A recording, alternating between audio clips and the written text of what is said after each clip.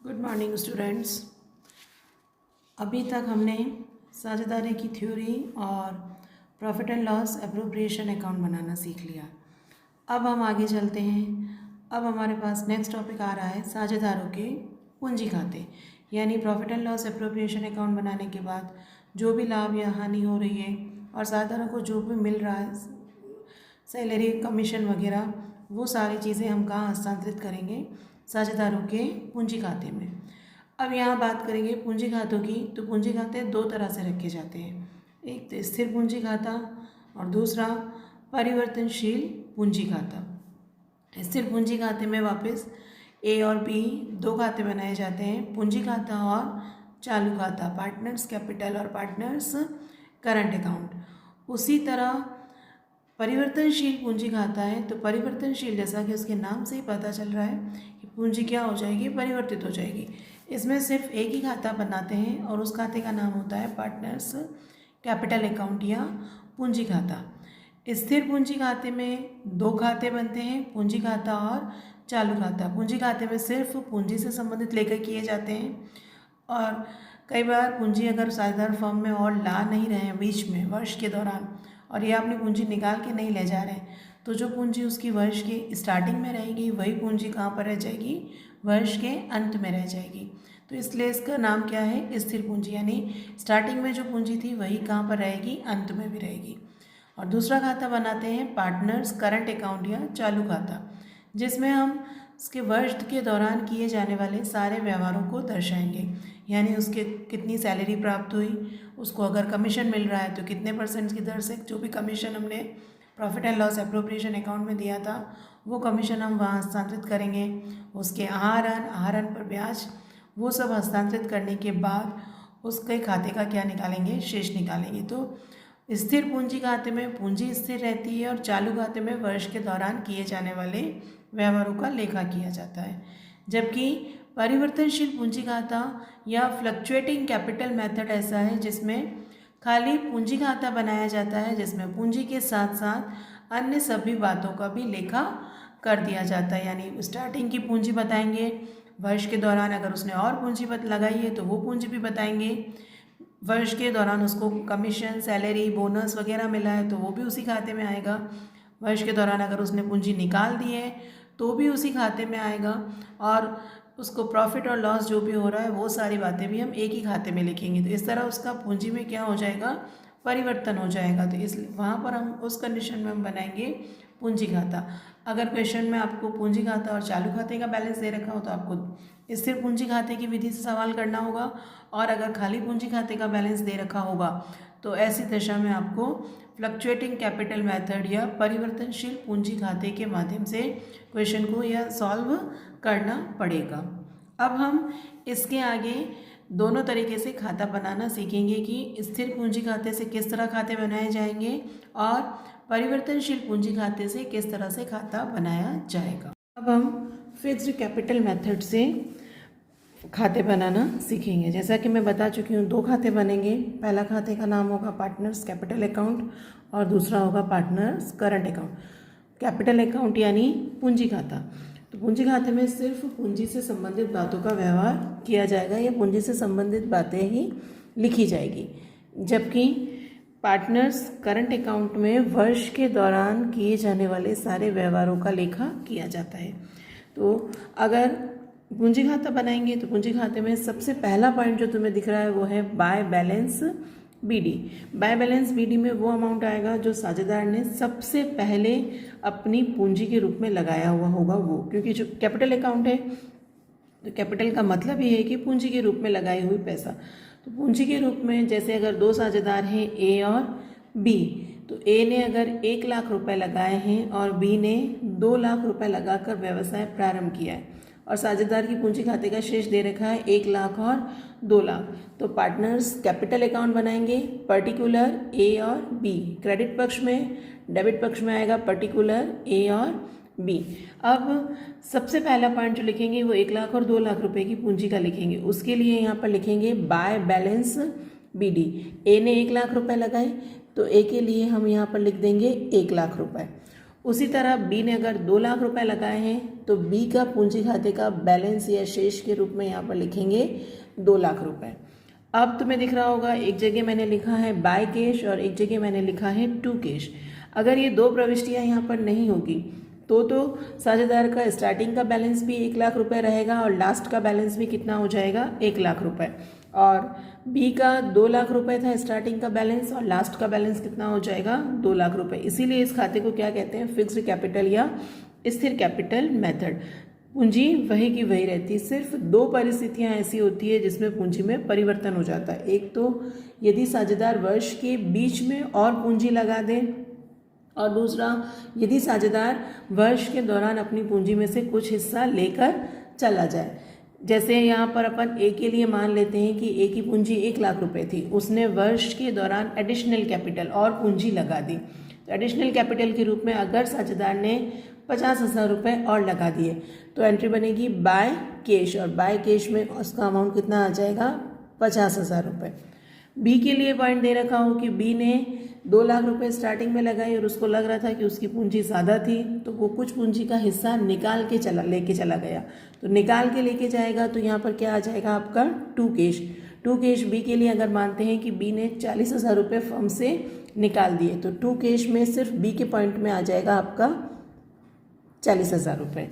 ये परिस्थिति उत्पन्न होने पर क्या होगा, आपके पूंजी खाते का शेष क्या हो जाएगा, चेंज हो जाएगा। जैसे यहाँ पर 1 लाख और 50,000 रुपये, तो इसकी टोटल हम यहाँ पर लिखेंगे 1 लाख और 50,000। बी की पूंजी खाते का शेष कितना था 2 लाख रुपये। अब यहाँ से यहाँ बैलेंसिंग फिगर निकालेंगे। 1,50,000 रुपये आपका यहाँ पर है, यहाँ कुछ भी नहीं दे रखा है तो टू बैलेंस सी डी में यहाँ पर अमाउंट कितना आ जाएगा आपके 1,50,000। यानी वर्ष के अंत में, वर्ष के शुरू में उसकी पूंजी 1 लाख रुपए थी और वर्ष के अंत में उसकी पूंजी कितनी बन गई 1,50,000 रुपये। अगर वो साझेदार और पूंजी नहीं लगाता तब उसकी वर्ष की स्टार्टिंग की पूंजी भी 1 लाख रहती और वर्ष के अंत की पूंजी भी कितनी रहती 1 लाख रुपये ही रहती। लेकिन उसने चूंकि पूंजी लगा दी है 50,000 रुपये एक्स्ट्रा लगा दिए हैं तो यहाँ परिवर्तन हो गया, 1 लाख और 50,000 मिलाकर कितने हो गए 1,50,000 रुपये यहाँ पर लिख देंगे। दूसरी बात करते हैं बी की। तो बी ने की पूंजी स्टार्टिंग में थी तो 2 लाख रुपये, लेकिन उसने वर्ष के बीच में 2 महीने बाद या 3 महीने बाद जब भी जो भी दे रखा हो तो 40,000 रुपये फर्म से निकाल दिए। अब बी की पूंजी का शेष बचेगा 2 लाख। 2 लाख में से 40,000 रुपये हम क्या करेंगे माइनस कर देंगे। तो बी की पूंजी का शेष कितना बचा 1,60,000। टोटल में लिख देंगे, यहाँ पर तो आ गई आपकी ए की पूंजी का शेष 1,50,000 और बी की पूंजी का शेष 1,60,000 प्लस 40,000 को जोड़ दोगे तो ये कितना आ जाएगा आपके 2 लाख। तो फिक्स्ड कैपिटल या स्थिर पूंजी का मतलब है कि इस पूंजी वही की वही रहती है, सिर्फ दो परिस्थितियों में चेंज हो जाएगी। एक तो बाय कैश यानी फर्म ने उस साझेदार के द्वारा एडिशनल कैपिटल लगाई गई हो, या दूसरी कंडीशन कौन सी होगी टू कैश की। टू कैश कब होगा जब उसने अपनी पूंजी फर्म से निकाल दी हो।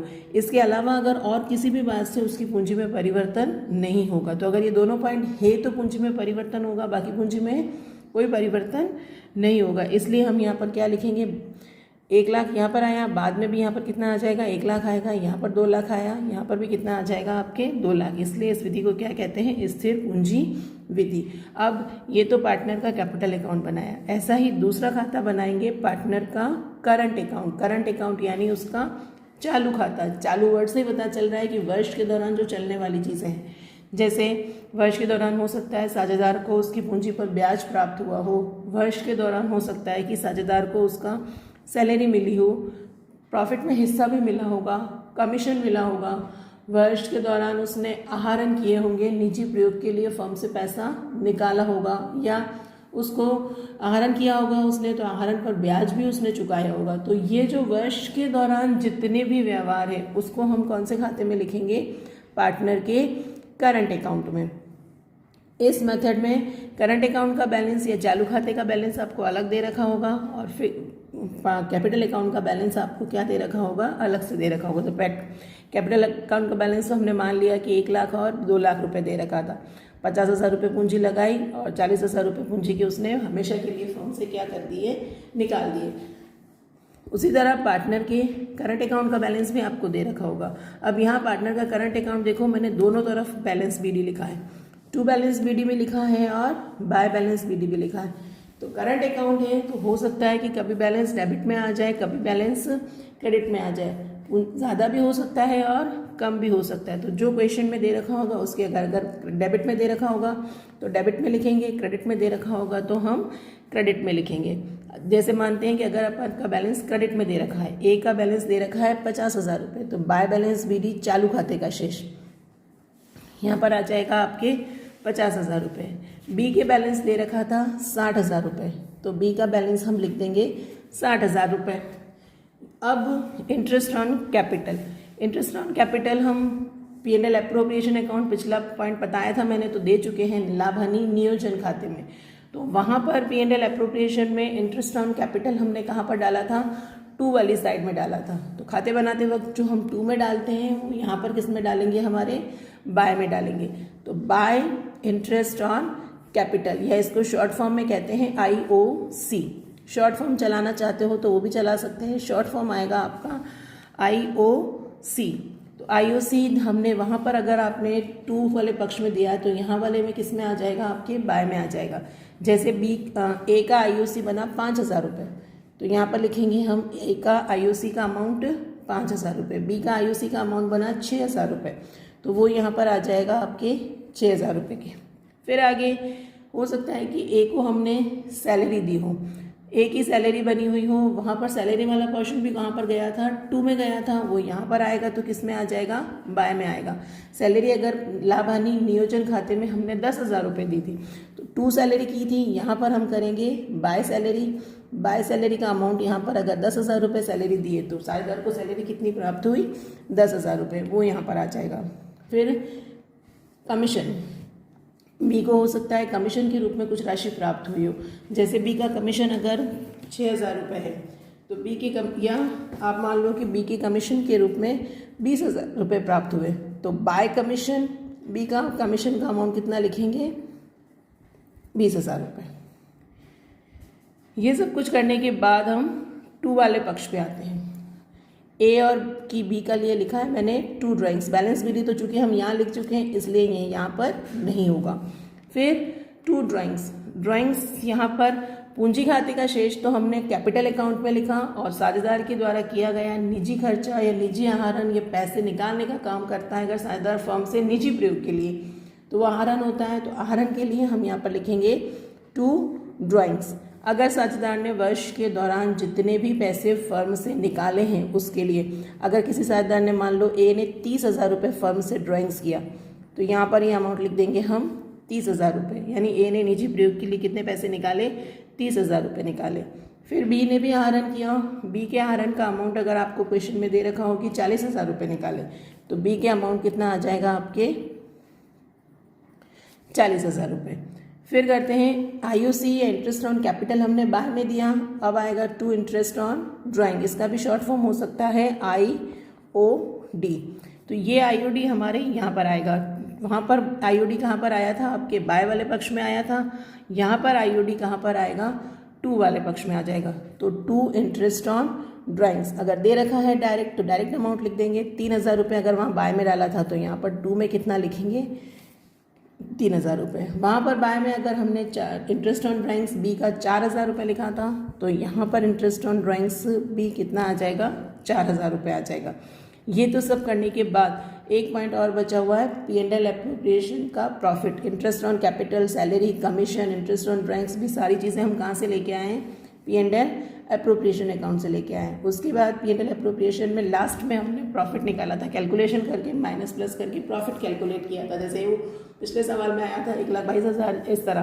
तो वो जो प्रॉफिट हमारा कैलकुलेट हुआ था वो भी हमारा 2 पक्ष में आया था, तो अब इसको भी हम वापस क्या करेंगे, 2 में था तो यहाँ पर आके वो किस में आ जाएगा, आपके बाय में आ जाएगा। जैसे अगर मानते हैं कि ए को प्रॉफिट के 40,000 रुपये प्राप्त हुए, तो बाय P&L एप्रोप्रिएशन प्रॉफिट का अमाउंट यहाँ पर कितना लिख देंगे, 40,000 रुपये। बी को प्रॉफिट एंड लॉस एप्रोप्रिएशन से या प्रॉफिट के कितने रुपए प्राप्त हुए, 30,000 रुपये, तो बी का प्रॉफिट यहाँ पर आ जाएगा आपके 30,000 रुपये।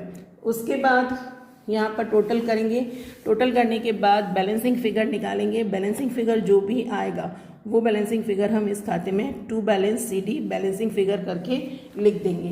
तो टोटल करने के बाद बैलेंसिंग फिगर निकालेंगे। तो टोटल करेंगे तो टोटल एक ही टोटल अगर अपन करते हैं तो देखो 50,000 प्लस 10,000 60,000 60,000 और 40,000 60 और 40 1,00,000 1,00,000 और ये 5,000 यहाँ का आएगा आपके 1,05,000 रुपये। बी की टोटल करेंगे तो बी की टोटल आएगी 60,000 प्लस 20,000 60 और 20 80 80 और 30 1,10,000 1,10,000 में 6,000 और जोड़ देंगे तो 1,16,000 रुपये। इस 1,16,000 में हम क्या करेंगे टोटल माइनस करेंगे 30,000 प्लस 3,000 तो 1,05,000 माइनस 33,000 बैलेंस बचा हुआ रहेगा 72,000। तो यहाँ पर हम कितना लिख देंगे 72,000। इसी तरह बी की टोटल करेंगे तो बी की टोटल में आएगा 60,000 6,000 20,000 30,000 1,16,000।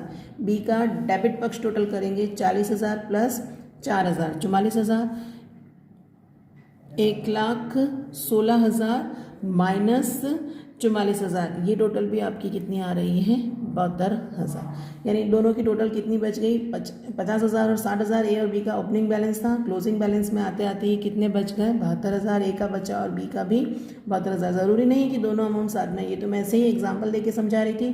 तो अमाउंट हमारा क्या बैठ गया अपने आप ही बराबर बैठ गया। बाकी हमेशा बराबर आएगा ऐसा कुछ भी नहीं। अब यहाँ की टोटल तुम करके देखोगे तो 72,000 प्लस 3,000 75,000 75 में 30,000 जोड़ दोगे तो ये अमाउंट यहाँ पर बनेगा 1,05,000। और फिर यहाँ का टोटल करोगे तो 72,000 प्लस 4,000 76,000 76 प्लस 40,000 जोड़ेंगे तो उसमें आ जाएगा आपके 1,16,000। इस तरह हमारा फिक्स्ड कैपिटल मेथड से दो खाते बनेंगे, पार्टनर का कैपिटल अकाउंट और पार्टनर का करंट अकाउंट। करंट अकाउंट का बैलेंस बचेगा 72,000 ए का और बी का भी करंट अकाउंट का बैलेंस कितना बचेगा 72,000। और कैपिटल अकाउंट का बैलेंस रहेगा 1,00,000 और 50,000 और यहाँ पर 1,60,000। इस तरह स्थिर खाते विधि से दो खाते बनाएंगे, पार्टनर का कैपिटल अकाउंट और पार्टनर का करंट अकाउंट। अब हम परिवर्तनशील पूंजी विधि से खाता बनाएंगे। परिवर्तनशील पूंजी विधि यानी सिर्फ पूंजी में क्या हो जाएगा लास्ट में जाकर परिवर्तन हो जाएगा, बाकी की सारी बातें भी हम उसी खाते में लिखेंगे। तो ये खाता में सिर्फ एक ही खाता बनाया जाएगा इस विधि में, इसका नाम है पार्टनर्स कैपिटल अकाउंट। दोनों वहाँ के जो दोनों खाते हैं उसको मिलाकर सम्मिलित रूप में ये खाता तैयार किया जाता है। तुम देखोगे तो वो वहाँ वाला जो खाता है उसका और इसका प्रारूप भी लगभग सेम है, वहाँ की सारी बातें और यहाँ की सारी बातें भी लगभग सेम ही जाती है। सिर्फ आपका चालू खाते का अलग से जो बैलेंस दे रखा था 50,000 और 60,000, करंट अकाउंट का जो अलग से बैलेंस दे रखा था 50,000 और 60,000, वो यहाँ पर आपके पास नहीं होगा। यहाँ पर सिर्फ पार्टनर्स के कैपिटल अकाउंट का यानी पार्टनर ने स्टार्टिंग में जो पूंजी लगाई थी वो ही पूंजी का बैलेंस आपको दे रखा होगा। तो पहला बाय बैलेंस BD यानी पूंजी खाते का जो स्टार्टिंग का बैलेंस है वो बैलेंस आ जाएगा। दूसरा पॉइंट है बाय कैश। बाय कैश कौन सी वाली कैश, वहाँ पर भी हमने कैपिटल अकाउंट में बाय कैश लिखा था, वो बाय कैश था कैपिटल और उसने लगाई हो तो वो वाली कैपिटल यानी एडिशनल कैपिटल, तो वहाँ पर भी हमने बाय कैश लिखा है, यहाँ पर भी हम उसको क्या लिखेंगे बाय कैश। फिर आते हैं बाय इंटरेस्ट ऑन कैपिटल। नीचे बाय तुम देखोगे पिछले वाले खाते में तो मैंने वहाँ पर करंट अकाउंट में बाय इंटरेस्ट ऑन कैपिटल लिखा है, तो यहाँ पर हम चूँकि एक ही खाता बना रहे हैं इसलिए हम कैपिटल अकाउंट में ही इंटरेस्ट ऑन कैपिटल भी लिख देंगे। फिर वहाँ पर हमने बाय सैलरी लिखी थी, वो बाय सैलरी भी हम यहाँ पर कैपिटल अकाउंट बना रहे हैं, सिर्फ एक ही खाता बनाएंगे तो वो सैलरी वहाँ पर तो अलग खाते में लिखी थी लेकिन यहाँ एक ही खाते में लिखेंगे तो यहाँ पर आ जाएगा आपका बाय सैलरी। फिर आता है आपका बाय कमीशन। वहाँ वही बात आ रही है वापस कि वहाँ बाय कमीशन करंट अकाउंट में लिखा हुआ था लेकिन यहाँ हम कौन से खाते में लिखेंगे कैपिटल अकाउंट में ही लिख देंगे बाय कमीशन। फिर बाय P&L एप्रोप्रिएशन वहाँ करंट अकाउंट में लिखा है, यहाँ कौन से वाले में लिखेंगे कैपिटल अकाउंट में लिखेंगे। डेबिट पक्ष में लिखेंगे टू ड्राइंग्स, यहाँ पर भी वही बात है टू बैलेंस BD में वो कैपिटल आएगी जो स्टार्टिंग में दे रखी होगी। अगर स्टार्टिंग में डेबिट बैलेंस दे रखा है, पूंजी खाते का शेष दे रखा होता है स्टार्टिंग में, उसके आगे ब्रैकेट में लिखा हुआ आता है कि वो डेबिट है या क्रेडिट है। अगर उसके आगे क्रेडिट लिखा है या कुछ भी लिखा हुआ नहीं है तो अपने आप ही हम क्या मानेंगे कि वो बैलेंस कौन सा बैलेंस है, क्रेडिट है, तो उसको हम यहाँ पर लिख देंगे। लेकिन अगर उसके आगे डेबिट लिखा हुआ है तो डेबिट लिखा होने की कंडीशन में बाय बैलेंस BD की जगह उस बैलेंस को हम कहाँ पर लिखेंगे, टू बैलेंस BD करके लिखेंगे। उसके बाद नेक्स्ट पॉइंट आएगा आपका ड्राइंग्स का पॉइंट। तो ड्राइंग्स के पॉइंट के लिए हम यहाँ पर पार्टनर के करंट अकाउंट में बनाया है पिछले वाले मेथड में, यहाँ पर हम पार्टनर के कैपिटल अकाउंट में ही टू ड्राइंग्स लिखेंगे। फिर नेक्स्ट लिखेंगे टू इंटरेस्ट ऑन ड्राइंग्स। तुम देखना पिछला वाला जो हमने बनाया तो पार्टनर का कैपिटल और करंट अकाउंट बनाया, इस खाते में कैपिटल और करंट अकाउंट को सम्मिलित कर दिया है, दोनों को मिला दिया है। दोनों की बातें सिर्फ एक ही खाते में लिखी है, करंट अकाउंट और कैपिटल अकाउंट की बातें मिलाकर यहाँ लिखी है पार्टनर के कैपिटल अकाउंट में, इसीलिए उसमें एक आ जाता है कि पूंजी में क्या हो रहा है, परिवर्तन हो रहा है। तो टू इंटरेस्ट ऑन ड्राइंग्स आ जाएगा। फिर हमारा है टू कैश वहाँ पर पिछले खाते में मैंने लिखा था टू पार्टनर के कैपिटल अकाउंट में, यहाँ पर भी वही पार्टनर के कैपिटल अकाउंट में टू कैश। कौन सी वाली कैश, साझेदार ने वर्ष के दौरान जो पूंजी फर्म से विड्रॉल कर दी है, निकाल दी है, कैपिटल विड्रॉल वाला जो अमाउंट है, कैपिटल विड्रॉल, ड्राइंग्स नहीं कह रही हूँ, कैपिटल विड्रॉल वाला अमाउंट वो यहाँ पर टू कैश में आ जाएगा। फिर प्रॉफिट होगा तो प्रॉफिट हमारा यहाँ पर आता है, लॉस होगा तो वो लॉस हमारा डेबिट पक्ष में आ जाएगा। वापस वही चीज़ें करेंगे, ए की टोटल करेंगे, फिर ए की यहाँ की टोटल करेंगे और बैलेंसिंग फिगर निकाल के टू बैलेंस CD लिखेंगे। बी के पक्षों की टोटल करेंगे, बी का भी बैलेंसिंग फिगर निकालेंगे और वो यहाँ पर टू बैलेंस CD में लिखेंगे। तो ये मेथड है हमारा फ्लक्चुएटिंग कैपिटल मेथड या परिवर्तनशील पूंजी विधि। वैसे तो तुमने अभी जो एग्जाम्पल मैंने दिया उसमें वाले में भी मैंने बता दिया कि वो पूंजी में परिवर्तन हो रहा है, लेकिन स्थिर पूंजी वाले मेथड में सिर्फ दो ही परिस्थितियों में पूंजी में परिवर्तन होगा। पहली परिस्थिति तो ये कि साझेदार ने और पूंजी लगा दी हो, दूसरी उस कंडीशन में जब साझेदार ने पूंजी निकाल दी हो। अगर उसने पूंजी निकाली नहीं है या और नहीं लगाई है तो जो स्टार्टिंग का बैलेंस है वही बैलेंस कौन सा रहेगा, लास्ट में रहेगा, इसलिए उसको स्थिर विधि कहते हैं। जबकि यहाँ पर हम वर्ष के दौरान होने वाली सारी बातों को भी इसी खाते में लिखते हैं, इसलिए ये मेथड कहलाएगा परिवर्तनशील पूंजी विधि और इसमें पूंजी में भी परिवर्तन हो जाएगा। क्लियर। इस तरह से हमारा दूसरा मेथड होगा परिवर्तनशील पूंजी विधि। जैसे अगर पिछले वाले सवाल को ही यहाँ पर लेके चलते हैं तो स्टार्टिंग में ए और बी की पूंजी का बैलेंस था, लिखा हुआ था by balance BD capital account में 1 लाख और 2 लाख। मैं यहाँ पर भी लिख देती हूँ 1 लाख और 2 लाख रुपए।